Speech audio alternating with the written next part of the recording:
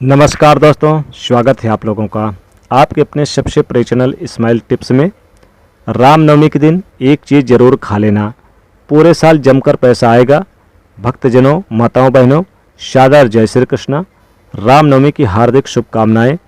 दोस्तों, आज हम आपको बताएंगे कुछ खास उपाय के बारे में जो आपको रामनवमी के दिन करने हैं। अगर आप ये खास चीज़ खा लेंगे तो पूरे वर्ष आपके घर में धन धान की समृद्धि होगी, आपके घर में सुख शांति का वास होगा। दोस्तों, चैत्र मास के शुक्ल पक्षी नवमी तिथि के दिन भगवान श्री हरि विष्णु नारायण के 21वें अवतार के रूप में त्रेता युग में महाराजा दशरथ तथा महारानी कौशल्या के घर में मर्यादा पुरुषोत्तम प्रभु श्री राम जी का जन्म हुआ था। इसीलिए रामनवमी के दिन सबसे खास माना जाता है।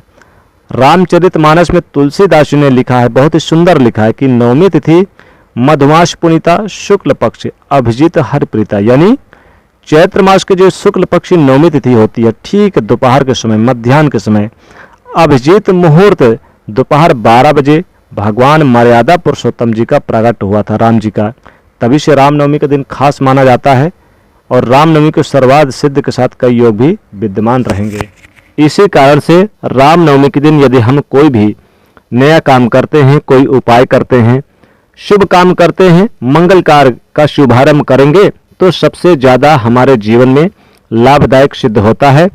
इस बार रामनवमी का जो महापर्व है वो 17 अप्रैल दिन बुधवार को है, यानी 17 अप्रैल 2024 दिन बुधवार के दिन रामनवमी मनाई जाएगी और इसी दिन नवमी तिथि भी है। तो इस दिन आप ठीक दोपहर 12 बजे प्रभु श्री राम जी का प्रागट्य उत्सव मनाएंगे। तो रामनवमी के दिन सबसे पहले सुबह जल्दी उठना चाहिए तथा स्नान आदि नित्य कर्मों से निवृत्त होकर अपने घर में देवी देवताओं का पूजन करें। उसके बाद भगवान सूर्य नारायण को जल चढ़ाएं तथा रामनवमी का व्रत करें। रामनवमी का जो व्रत होता है 3 पहर तक ही आप यानी माना जाता है, कर सकते हैं। 3 पहर का अर्थ होता है कि सूर्य उदय से लेकर लगभग दोपहर 3 बजे तक, 3 बजे शाम को, यानी कि जो दोपहर और शाम के बीच का समय 3 बजे होता है, ये 3 पहर पूरे हो जाएंगे। यदि आप रामनवमी का व्रत करना चाहते हैं तो आपको 3 पहर का व्रत करने के पश्चात भोजन आदि ग्रहण कर लेना चाहिए। और यदि व्रत नहीं भी रखते हैं तो आप राम जन्मोत्सव के बाद भगवान को भोग लगाने के पश्चात भोजन आदि ग्रहण कर सकते हैं। तो रामनवमी के दिन सर्वप्रथम सुबह सभी कार्यों से निवृत्त होकर प्रभु श्री राम जी का मध्याह्न काल में विशेष पूजन अर्चन करें। प्रभु श्री राम जी का इस दिन पूजन करने के लिए उनका आवाहन किया जाता है और आवाहन के लिए उनके सामने जो है अक्षत और पुष्प चढ़ाए जाते हैं। उसके बाद प्रभु श्री राम को स्नान कराया जाता है। 4 बार प्रभु को स्नान कराएं और पाँव धुलाएं तथा उनके हाथ में जल प्रदान करें। मुख में आचमन करने के लिए उनको तीसरा जल अर्पित करें। उसके बाद चौथी बार उनको सर्वांग स्नान यानी कि पूरे प्रभु के स्वरूप के ऊपर स्नान कराएं। उसके बाद प्रभु के दूध, दही, शहद, शक्कर, घी तथा मिले पंचामृत से उन्हें चंदन के जल से स्नान कराएं, इत्र के जल से स्नान कराएं। जब भी हम किसी अन्य पदार्थ में स्नान करवाते हैं, बीच बीच में शुद्ध जल से स्नान करवाएं और उसके बाद प्रभु को चंदन का अभिषेक कराएं। उसके बाद अक्षत चढ़ाएं, पुष्प माला चढ़ाएं, तुलसी पत्र चढ़ाएं और प्रभु श्री राम को अनेक प्रकार के सुगंधित इत्र आदि अर्पण करें। उसके बाद प्रभु को सुंदर सुंदर वस्त्र धारण कराएं, अच्छे प्रकार से प्रभु का श्रृंगार करें।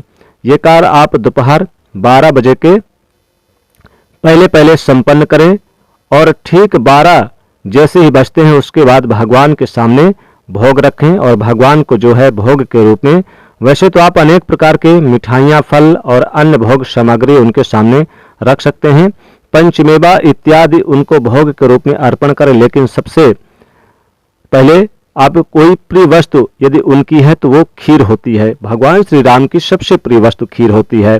मेवे केसर से युक्त ये जो खीर होती है, आप प्रभु श्री राम जी को खीर का सबसे ज़्यादा यानी कि जो प्रिय है भोग लगाएं।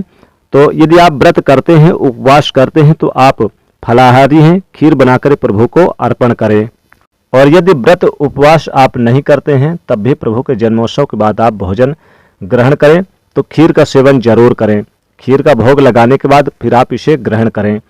आप चावल की खीर बनाकर प्रभु के सामने अर्पण करें और खीर के अंदर तुलसी पत्र, केसर इत्यादि डाल करके भगवान को भोग लगाएं और उसके बाद फिर आरती करें।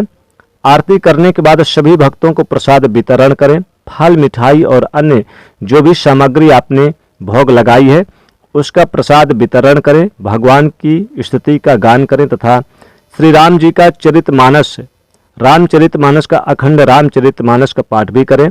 आप रामनवमी के दिन कर सकते हैं। यदि आप राम नाम का उच्चारण भी कर सकते हैं तो बहुत अच्छा है। पूजन आरती संपन्न होने के बाद प्रभु से हाथ जोड़कर प्रार्थना करें, हे प्रभु, आप तो अंतर्यामी हैं, तीनों लोक के स्वामी हैं और आप साक्षात विष्णु यानी कि नारायण के अवतार हैं।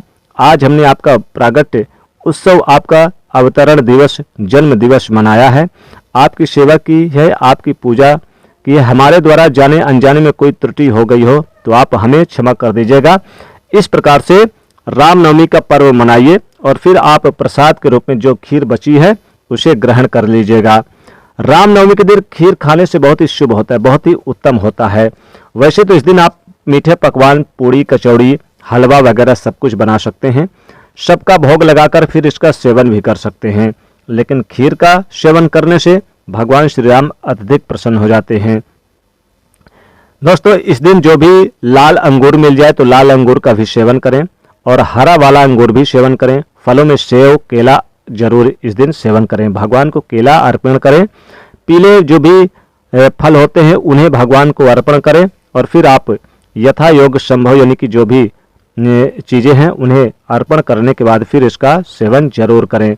इससे आपके घर में सुख समृद्धि हमेशा बनी रहेगी। घर में धन धान्य के भंडार भरे रहेंगे, कभी भी धन की कमी नहीं होगी और भगवान श्री रामचंद्र जी का भी आशीर्वाद बना रहेगा। घर में सुख समृद्धि बनी रहेगी, माँ लक्ष्मी कृपा बनी रहेगी, पूरे साल धन आने के स्रोत नजर आएंगे। इस दिन आप रामनवमी के दिन तुलसी के पत्ते का भी सेवन जरूर कर लें। तुलसी के पत्ते का भोग लगाकर फिर आप इसका सेवन भी कर सकते हैं। इस दिन आप जैसे कि गुझिया बनाकर खा सकते हैं, कुशली यानी बनाकर खा सकते हैं, तो ये सारी चीज़ें आप बनाकर खाएं भगवान श्री राम जी को, जो कि बहुत ही प्रिय है। तो दोस्तों, आशा करते हैं ये वीडियो आपको अच्छी लगी होगी। वीडियो अच्छी लगी तो इसे लाइक करिएगा, शेयर करिएगा और चैनल को सब्सक्राइब करिएगा। जय श्री राम।